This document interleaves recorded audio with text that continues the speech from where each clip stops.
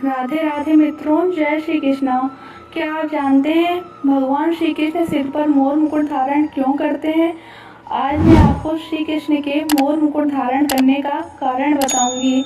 ये रोचक किस्सा भगवान श्री राम और श्री कृष्ण दोनों से जुड़ा हुआ है।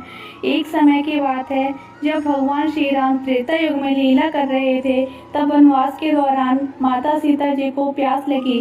तभी श्री राम जी ने चारों ओर देखा तो उनको दूर दूर तक वन ही वन दिख रहा था। फिर उन्होंने प्रकृति से प्रार्थना की कि हे वन देवी, आसपास कहीं जल हो तो वहाँ जाने का मार्ग कृपा कर सुझाइए। तभी वहाँ एक मयूर ने आकर श्री राम जी से कहा कि आगे थोड़ी दूरी पर एक जलाशय है, चलिए मैं आपके मार्ग का पथ प्रदर्शक बनता हूँ, किंतु मार्ग में हमसे भूल चूक होने की संभावना है।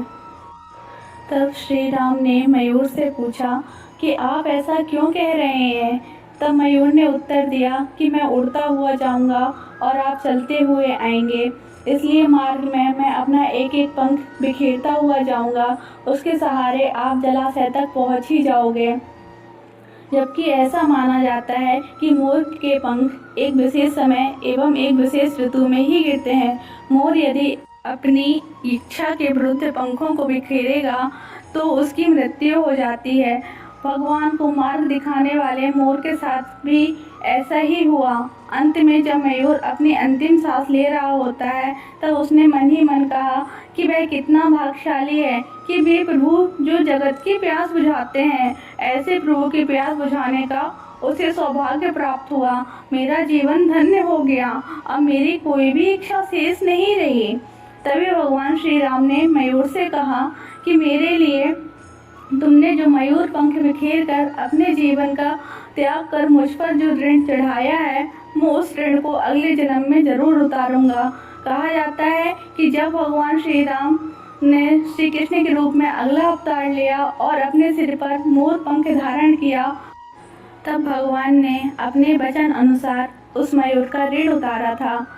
यह रोचक किस्सा हमें इस बात की सीख भी देता है कि यदि कोई बुरे समय में हमारी सहायता करता है तो हमें उसका ऋण कभी नहीं भूलना चाहिए।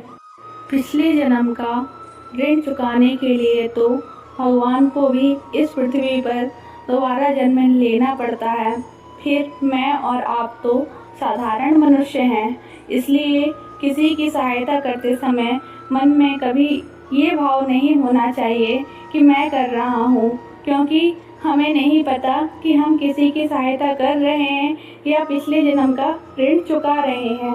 हमेशा ये भाव मन में रखना चाहिए कि मेरे प्रभु ही मुझसे ये कार्य करा रहे हैं और मैं प्रभु के लिए ही कार्य कर रहा हूँ।